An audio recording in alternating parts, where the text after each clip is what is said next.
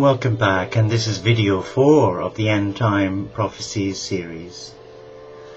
In the last recording we talked about the choices, we talked about the Antichrist, and we talked about man has already pressed the button of self-destruction of our sacred planet.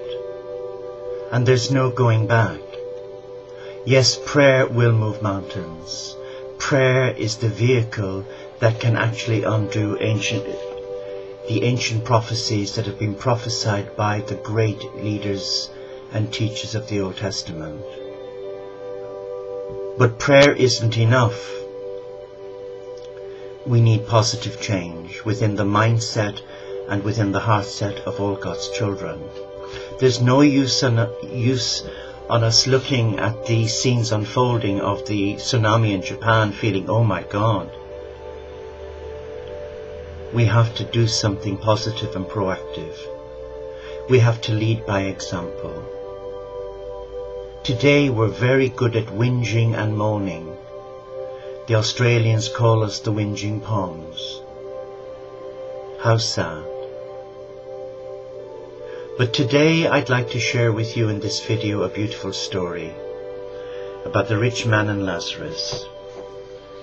And in scripture there was a rich man who was dressed in purple and fine linen and lived in luxury every day. At his gate was laid a beggar named Lazarus, covered with sores and longing to eat what fell from the rich man's table. Even the dogs came to lick his sores. And the time came when the beggar died and the angels carried him to Abraham's bosom. The rich man also died and was buried in hell.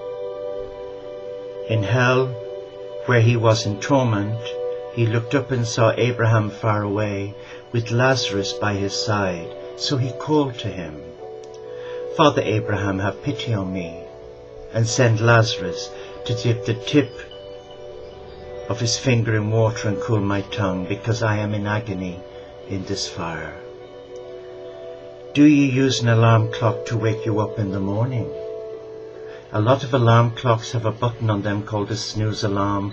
Where your alarm goes off, you can hit that button and go back to sleep. In about 10 minutes the alarm will go off again, and you can just keep on doing this and go right on sleeping. Maybe it is nice to get that extra sleep, but there are 2 problems with snooze alarms. The first is that if you keep on hitting the snooze alarm, you may be late or miss out on something completely. The second problem is that if you keep hitting the snooze alarm, you may get so used to the sound of the alarm you don't even hear it at all, and you will sleep right through the alarm. Did you know that God sometimes sounds a wake-up alarm in our lives? He speaks to our heart and says, it is time to wake up and follow me. Some people hit the snooze button and say, not now, Lord, call me again, a little bit later. Some people hit that snooze button so many times that they get to where they don't even hear God's voice. And when they finally wake up, they find out that it is too late.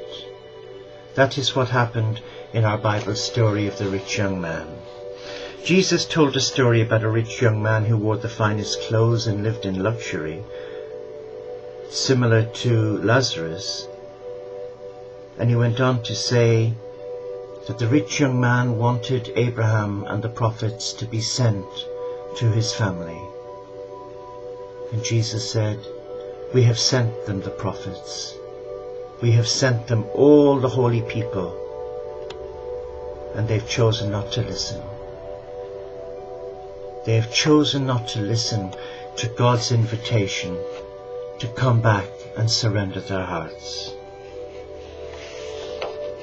The rich man then asked Abram to allow Lazarus to go back to earth.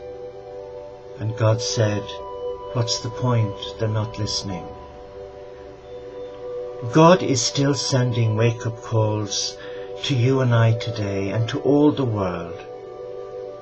And the main wake-up call that we've had recently is the dreadful tsunami in Japan. And we've been blessed with information and internet technology because we've been able to see live reports of a wealthy country who had everything, who didn't need to borrow from Europe, because the Japanese are good people, they're devout spiritual people, and they have a great capacity to save and love. They're a very generous people, and the work ethic certainly leaves a lot of us standing. They do work together for the common good, but look what happened. They were humbled, and I'm not saying that God allowed this to punish them, he did not. But what happened was they had nothing but the clothes they stood in. How devastating is that?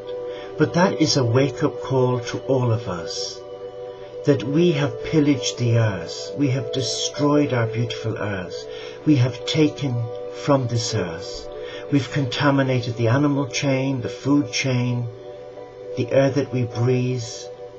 Illnesses has gone through the roof. Cancer-related illnesses are just on the Richter scale of 10.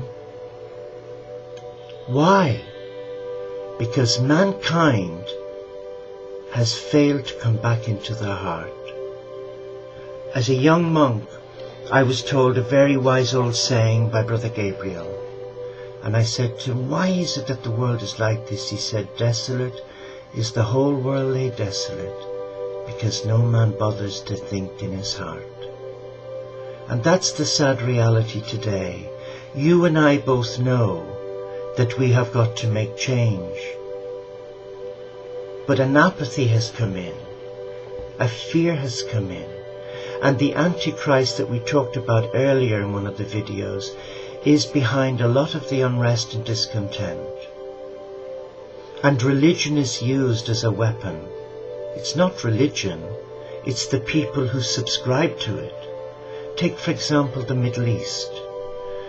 Now that Egypt has won its freedom from Mubarak, it set out a message of hope to the other Islamic countries in the Middle East, Syria, Tunisia, the Yemen, Bahrain,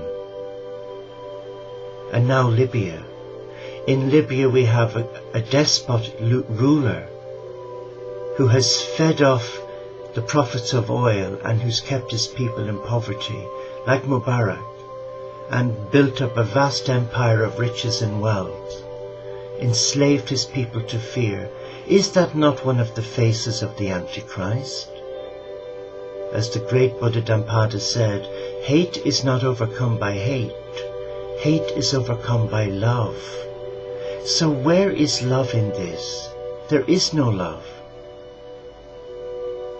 The persons culpable are so full of their own ego, they're not in their heart. Oh yes, they give a wonderful lip service to Allah, but they're killing Allah's children, their brothers and sisters.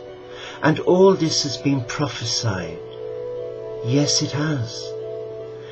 And the great Nostradamus predicted that the Third World War that we should be frightened of will originate in the Middle East.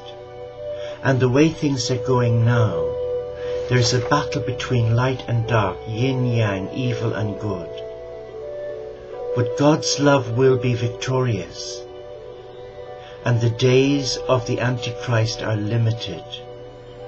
And the dawn of a new Aquarius will be a gift to those of us who have already surrendered our heart to love, light and blessing, and who live a simple spiritual life by coming to the divine through the natural world.